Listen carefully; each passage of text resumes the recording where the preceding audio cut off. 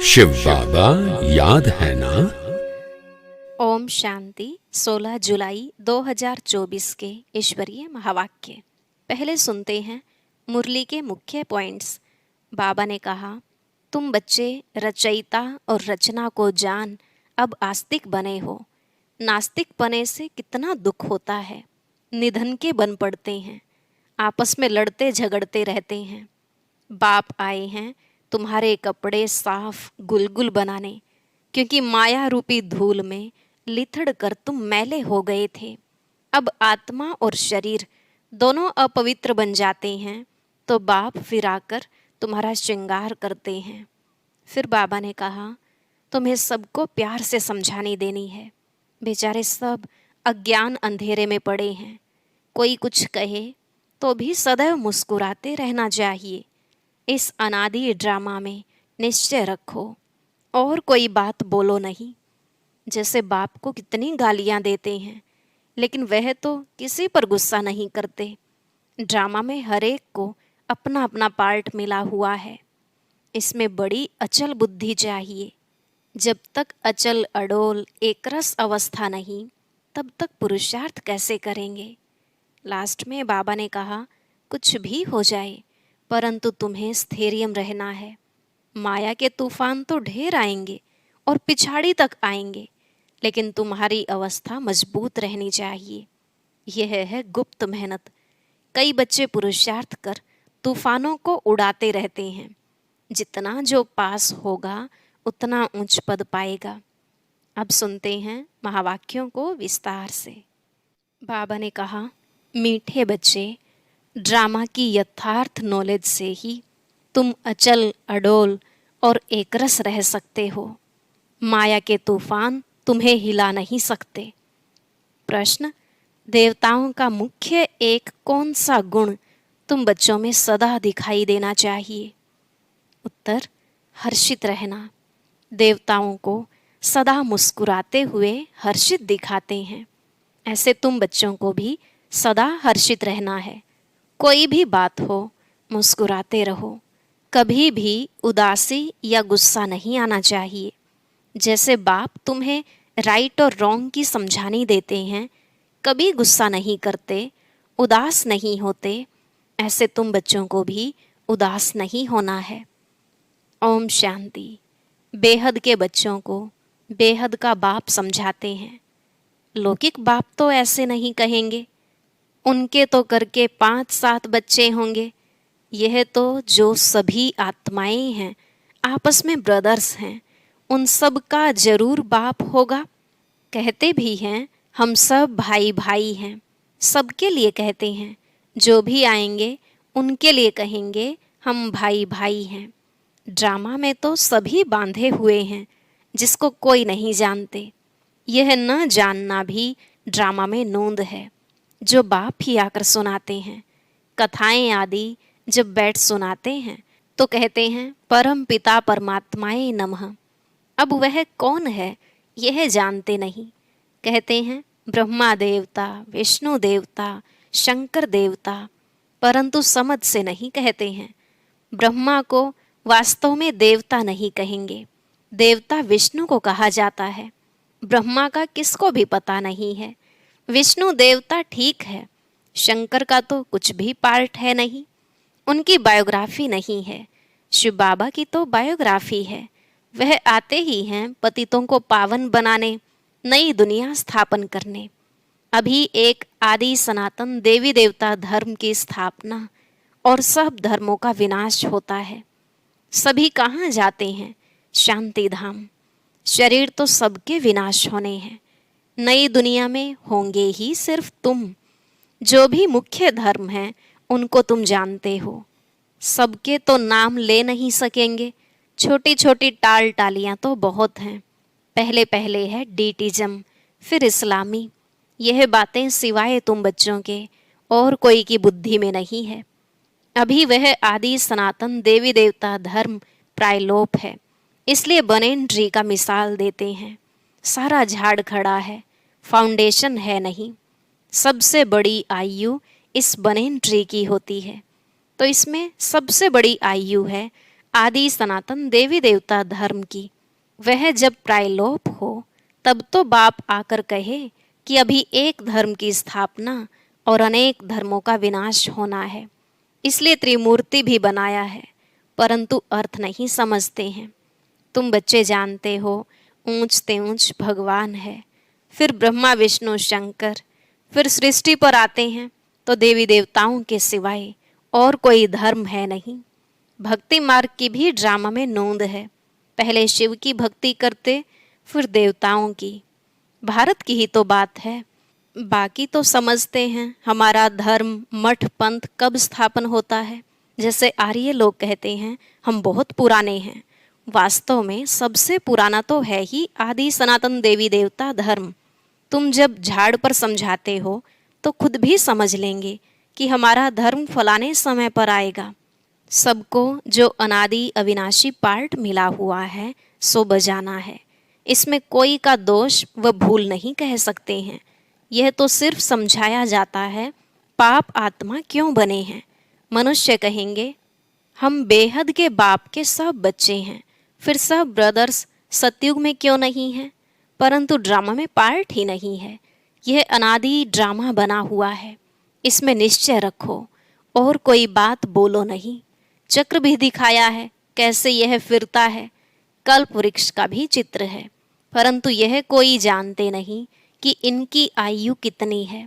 बाप कोई की निंदा नहीं करते हैं, यह तो समझाया जाता है। तुमको भी समझाते हैं तुम कितने पावन थे, अभी पतित बने हो तो पुकारते हो हे पतित पावन आओ। पहले तो तुम सबको पावन बनना है, फिर नंबरवार पार्ट बजाने आना है। आत्माएं सब ऊपर में रहती हैं, बाप भी ऊपर में रहते हैं, फिर उनको बुलाते हैं कि आओ। ऐसे वह बुलाने से आते नहीं हैं। बाप कहते हैं मेरा भी ड्रामा में पार्ट नोंधा हुआ है। जैसे हद के ड्रामा में भी बड़े बड़े मुख्य एक्टर्स का पार्ट होता है, यह फिर है बेहद का ड्रामा। सब ड्रामा के बंधन में बांधे हुए हैं। इसका मतलब यह नहीं है कि धागे में बांधे हुए हो, नहीं। बाप समझाते हैं वह है जड़ झाड़। अगर बीज चैतन्य होता तो उसको मालूम होता ना कि यह कैसे झाड़ बड़ा हो फिर फल देंगे। यह तो है चैतन्य बीज, इस मनुष्य सृष्टि रूपी झाड़ का। इसको उल्टा झाड़ कहा जाता है। बाप तो है नॉलेजफुल, उनको सारे झाड़ की नॉलेज है। यह है वही गीता की नॉलेज, कोई नई बात नहीं है। यहाँ बाबा कोई श्लोक आदि नहीं उच्चारते हैं, वो लोग ग्रंथ पढ़कर फिर अर्थ बैठ समझाते हैं। बाप समझाते हैं यह है पढ़ाई, इसमें श्लोक आदि की दरकार नहीं। उन शास्त्रों की पढ़ाई में कोई एम ऑब्जेक्ट है नहीं। कहते भी हैं ज्ञान भक्ति वैराग्य। यह पुरानी दुनिया विनाश होती है। सन्यासियों का है हद का वैराग्य, तुम्हारा है बेहद का वैराग्य। शंकराचार्य आते हैं तब वह बैठ सिखलाते हैं घर बार से वैराग्य। वह भी शुरू में शास्त्र आदि नहीं सिखाते, जब बहुत वृद्धि होती जाती है तब शास्त्र बनाने शुरू करते हैं। पहले पहले तो धर्म स्थापन करने वाला एक ही होता है, फिर आहिस्ते आहिस्ते वृद्धि को पाते हैं। यह भी समझना है सृष्टि में पहले पहले कौन सा धर्म था। अभी तो अनेक धर्म हैं। आदि सनातन देवी देवता धर्म था जिसको स्वर्ग हेवन कहते हैं। तुम बच्चे रचयिता और रचना को जानने से आस्तिक बन जाते हो। नास्तिक पने का कितना दुख होता है। निधन के बन पड़ते हैं, आपस में लड़ते झगड़ते रहते हैं। कहते हैं ना तुम आपस में लड़ते रहते हो, तुम्हारा कोई धनी धोनी नहीं है क्या? इस समय सब निधन के बन पड़ते हैं। नई दुनिया में पवित्रता सुख शांति सब था, अपार सुख थे। यहाँ अपरम अपार दुख हैं। वह है सतयुग के, यह है कलयुग के।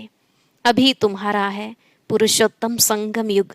यह पुरुषोत्तम संगम युग एक ही होता है। सतयुग त्रेता के संगम को पुरुषोत्तम नहीं कहेंगे। यहाँ है असुर, वहाँ है देवताएं। तुम जानते हो यह रावण राज्य है। रावण के ऊपर गधे का शेष दिखाते हैं। गधे को कितना भी साफ कर उस पर कपड़े रखो, गधा फिर भी मिट्टी में लेटकर कपड़े खराब कर देगा। बाप तुम्हारे कपड़े साफ गुलगुल बनाते हैं, फिर रावण राज्य में लिथड़ कर अपवित्र बन जाते हो। आत्मा और शरीर दोनों अपवित्र बन जाते हैं। बाप कहते हैं तुमने सारा श्रृंगार गवा दिया। बाप को पतित पावन कहते हैं। तुम भरी सभा में कह सकते हो कि हम गोल्डन एज में कितने श्रृंगारे हुए थे, कितना फर्स्ट क्लास राज्य भाग्य था, फिर माया रूपी धूल में लिथड़कर मैले हो गए। बाप कहते हैं यह अंधेरी नगरी है। भगवान को सर्वव्यापी कह दिया है। जो कुछ हुआ वह हूबहू रिपीट होगा, इसमें मूंझने की दरकार नहीं है। 5000 वर्ष में कितने मिनट, घंटे, सेकंड हैं, एक बच्चे ने सब धर्म वालों का हिसाब निकाल कर भेजा था। इसमें भी बुद्धि व्यर्थ ही होगी। बाबा तो ऐसे ही समझाते हैं कि दुनिया कैसे चलती है। प्रजापिता ब्रह्मा है ग्रेट ग्रेट ग्रैंड फादर, उनका ऑक्यूपेशन कोई नहीं जानते। विराट रूप बनाया है तो प्रजापिता ब्रह्मा को भी उड़ा दिया है। बाप और ब्राह्मणों को यथार्थ रीति जानते नहीं हैं, उनको कहते भी हैं आदि देव। बाप समझाते हैं मैं इस झाड़ का चैतन्य बीज रूप हूँ, यह उल्टा झाड़ है। बाप जो सत्य है, चैतन्य है, ज्ञान का सागर है, उनकी ही महिमा की जाती है। आत्मा न हो तो चल फिर भी न सके। गर्भ में भी 5-6 मास के बाद आत्मा प्रवेश करती है। यह भी ड्रामा बना हुआ है। फिर आत्मा निकल जाती है तो खलास। आत्मा अविनाशी है, पार्ट बजाती है। यह बाप आकर रियलाइज कराते हैं। आत्मा इतनी छोटी बिंदी है, उसमें अविनाशी पार्ट भरा हुआ है। परम पिता भी आत्मा हैं, उनको ज्ञान का सागर कहा जाता है। वही आत्मा का रियलाइजेशन कराते हैं। वह सिर्फ कह देते परमात्मा सर्वशक्तिमान, हजारों सूर्य से तेजों में है, परंतु समझते कुछ नहीं। बाप कहते हैं यह सब भक्ति मार्ग में वर्णन किया हुआ है और शास्त्रों में लिख दिया है। अर्जुन को साक्षात्कार हुआ तो कहा मैं इतना तेज सहन नहीं कर सकता हूँ। तो वह बात मनुष्यों की बुद्धि में बैठी हुई है। इतना तेजों में किसके अंदर प्रवेश करे तो फट जाए। ज्ञान तो नहीं है ना, तो समझते हैं परमात्मा तो 1000 सूर्य से तेजों में है, हमको उनका साक्षात्कार चाहिए। भक्ति की भावना बैठी हुई है तो उनको वह साक्षात्कार भी होता है। शुरू शुरू में तुम्हारे पास भी ऐसे बहुत साक्षात्कार करते थे, आंखें लाल हो जाती थी। साक्षात्कार किया, फिर आज वह कहाँ हैं? वह सभी हैं भक्ति मार्ग की बातें। तो यह सब बाप समझाते हैं। इसमें ग्लानि की कोई बात नहीं है। बच्चों को सदैव हर्षित रहना है। यह तो ड्रामा बना हुआ है। मुझे इतनी गालियाँ देते हैं, फिर मैं क्या करता हूँ? गुस्सा आता है क्या? समझता हूँ ड्रामानुसार ये सब भक्ति मार्ग में फंसे हुए हैं। नाराज होने की बात ही नहीं है। ड्रामा ऐसा बना हुआ है, प्यार से समझानी देनी होती है। बेचारे अज्ञान अंधेरे में पड़े हैं, नहीं समझते हैं तो तरस भी पड़ता है। सदैव मुस्कुराते रहना चाहिए। यह बेचारे स्वर्ग के द्वारे आ नहीं सकेंगे। यह सब शांति धाम में जाने वाले हैं। सब चाहते भी शांति ही हैं, तो बाप ही रियल समझाते हैं। अभी तुम जानते हो कि यह खेल बना हुआ है। ड्रामा में हर एक को पार्ट मिला हुआ है। इसमें बड़ी अचल स्थैर्यम बुद्धि चाहिए। जब तक अचल अडोल एक रस अवस्था नहीं, तब तक पुरुषार्थ कैसे करेंगे? कुछ भी हो, भल तूफान आए, परंतु स्थैर्यम रहना है। माया के तूफान तो ढेर आएंगे और पिछाड़ी तक आएंगे। अवस्था मजबूत चाहिए। यह है गुप्त मेहनत। कई बच्चे पुरुषार्थ कर तूफान को उड़ाते रहते हैं। जितना जो पास होगा उतना ऊंच पद पाएगा। राजधानी में पद तो बहुत है ना। सबसे अच्छे चित्र हैं त्रिमूर्ति, गोला और झाड़। यह शुरू के बने हुए हैं। विलायत में सर्विस के लिए भी यह 2 चित्र ले जाने हैं। इन पर ही वह अच्छी रीति समझ सकेंगे। आहिस्ते आहिस्ते बाबा जो चाहते हैं कि यह चित्र कपड़े पर हों, वह भी बनते जाएंगे। तुम समझाएंगे कि यह कैसे स्थापना हो रही है। तुम भी इसको समझेंगे तो अपने धर्म में ऊंच पद पाएंगे। क्रिश्चियन धर्म में तुम ऊंच पद पाना चाहते हो तो यह अच्छी रीति समझो। अच्छा, मीठे मीठे सिकिलधे बच्चों प्रति माता पिता बाप दादा का याद प्यार और गुड मॉर्निंग। रूहानी बाप की रूहानी बच्चों को नमस्ते। रूहानी बच्चों की रूहानी बाप दादा को नमस्ते नमस्ते, गुड मॉर्निंग, शुक्रिया बाबा, शुक्रिया। धारणा के लिए मुख्य सार। पहला पॉइंट, इस पुरुषोत्तम संगम युग पर पवित्र बन स्वयं का श्रृंगार करना है। कभी भी माया की धूल में लिथड़कर श्रृंगार बिगाड़ना नहीं है। दूसरा, इस ड्रामा को यथार्थ रीति समझकर अपनी अवस्था अचल अडोल स्थैर्यम बनानी है।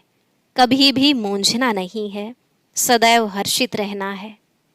आज का वरदान, सोच समझकर हर कर्म करने वाले पश्चाताप से मुक्त ज्ञानी तू आत्मा भव। सोच समझकर हर कर्म करने वाले पश्चाताप से मुक्त ज्ञानी तू आत्मा भव। बाबा ने कहा, दुनिया में भी कहते हैं पहले सोचो फिर करो। जो सोचकर नहीं करते, करके फिर सोचते हैं तो पश्चाताप का रूप हो जाता है। पीछे सोचना यह पश्चाताप का रूप है और पहले सोचना यह ज्ञानी तू आत्मा का गुण है।